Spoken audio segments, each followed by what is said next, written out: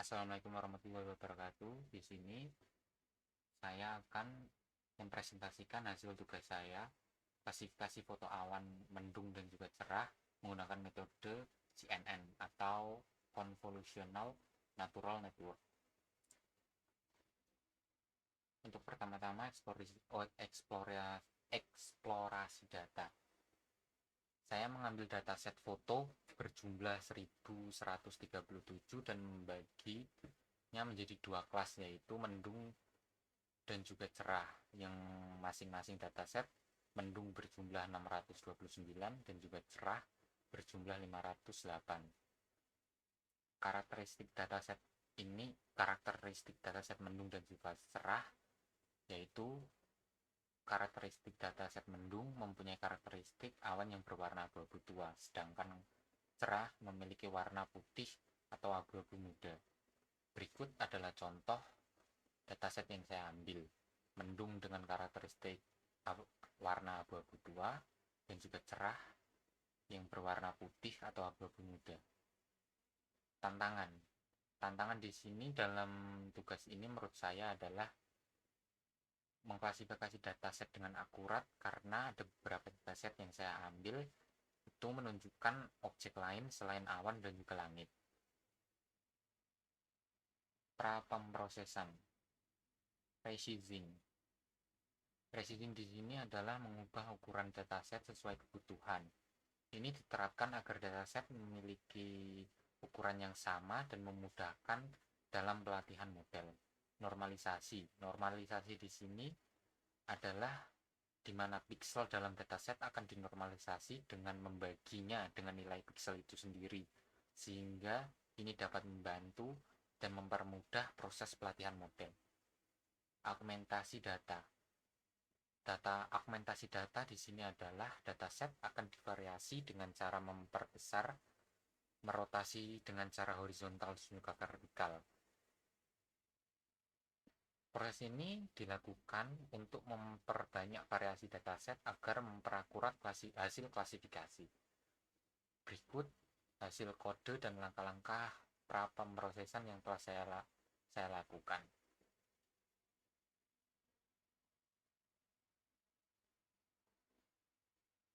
3. Pengembangan model. Saya menggunakan model CNN atau Conventional Neural Network. Menurut saya CNN di sini cocok untuk proyek yang saya kembangkan kali ini, karena saya sudah mencari model lain dari GitHub atau ChatGPT. Memang banyak model lain yang lebih bagus dan juga lebih akurat, tapi untuk pengguna awam Python seperti saya, CNN adalah model yang paling mudah untuk diterapkan bagi pemula seperti saya dalam proyek kali ini. Berikut adalah kode pengembangan dan hasil dari latihan model dataset yang telah diproses. Untuk hasil run dari codingan yang saya buat, di sini saya melakukan epoch 10 kali dan didapati bahwa mendung mendapatkan precision 0,33, sedangkan cerah mendapatkan precision 0,54. Di sini juga mendung mendapatkan recall sebesar 0,42 dan juga cerah mendapatkan skor 0,55. Untuk advance score di sini saya belum begitu paham itu didapat dari mana, tetapi menurut saya pribadi atau asumsi saya pribadi, advance score bisa didapat dari rata-rata precision dan juga recall mungkin. Selanjutnya adalah hasil prediksi kelas. Di sini hasil prediksi kelas dari model yang saya kembangkan terdapat beberapa kesalahan. Bukan kesalahan, tapi terdapat beberapa salah prediksi dari model yang saya kembangkan. Seperti contoh di sini cerah, di sini dataset cerah dan ini foto cerah, tapi di sini prediksinya adalah mendung. Menurut asumsi saya pribadi, Ini terjadi karena di foto tersebut terdapat objek lain selain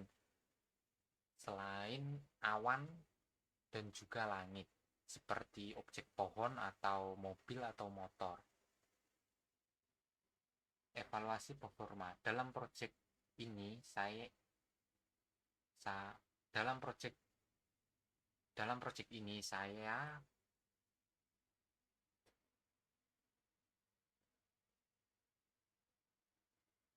dalam proyek saya evaluasi performa dalam proyek saya, hasil untuk kelas mendung mendapat 0,3 precision itu sama dengan 43% dari semua data yang benar-benar diprediksi mendung.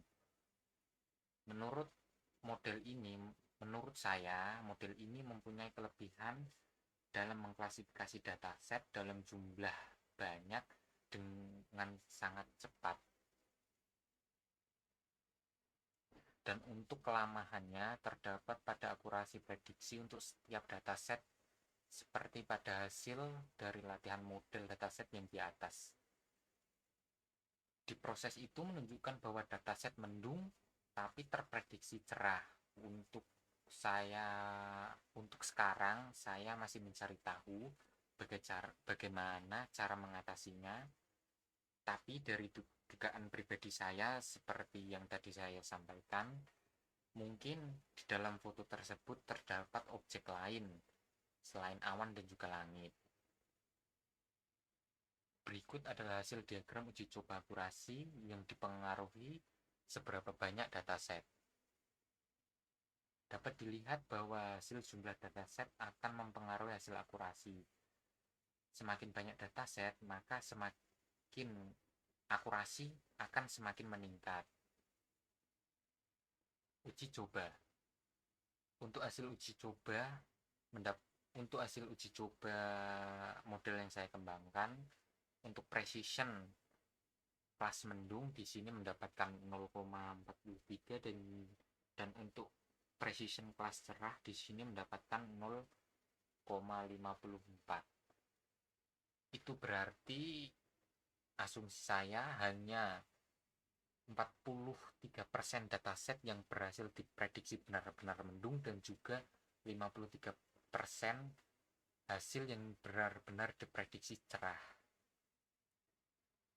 Dan untuk hasil recall untuk kelas mendung mendapat skor 0,42 dan untuk cerah mendapat skor 0,55. Itu berarti menurut saya model yang saya kembangkan hanya dapat menentukan 42% dataset mendung dan 55% dataset cerah dari total 100%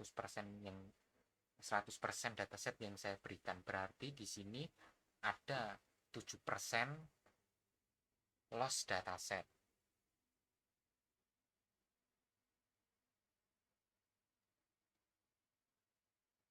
Oh maaf, berarti ada 3% loss dataset di sini menurut saya. Untuk hasil prediksi kelas seperti pada gambar di atas yang tadi, ada beberapa kelas yang salah diprediksi. Seperti yang saya sampaikan tadi, menurut saya pribadi itu dipengaruhi oleh dataset di mana di dalam foto tersebut terdapat objek lain selain awan dan langit. Seperti terdapat objek pohon, terdapat objek sawah, terdapat objek mobil, ataupun terdapat objek motor.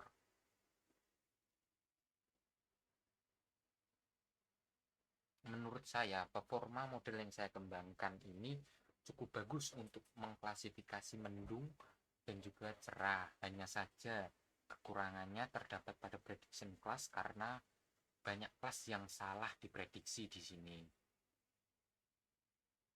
Kita beralih ke pertanyaan. Untuk pertanyaan pertama, bagaimana pengaruh ukuran dataset terhadap kinerja model klasifikasi? Sertakan bukti berupa grafik atau tabel yang menunjukkan hubungan antara ukuran dataset dan juga kinerja model.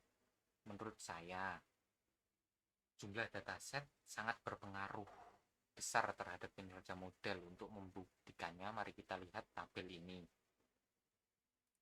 Di tabel ini Dapat dilihat untuk tabel sebelah kiri menunjukkan pengaruh antara ukuran dataset dan kinerja model. Bisa dilihat bahwa training accuracy model meningkat seiring dengan dataset yang semakin banyak semakin banyak diproses oleh model. Dan untuk grafik sebelah kanan menunjukkan banyaknya dataset berpengaruh pada kerugian model atau loss training.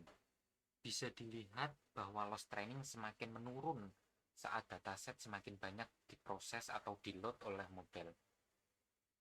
Nomor 2, apa saja tantangan yang dihadapi dalam mengklasifikasi objek pada citra dan bagaimana menanggulanginya. Berikan contoh citra atau kasus yang mengilustrasikan tentang tantangan tersebut beserta solusinya.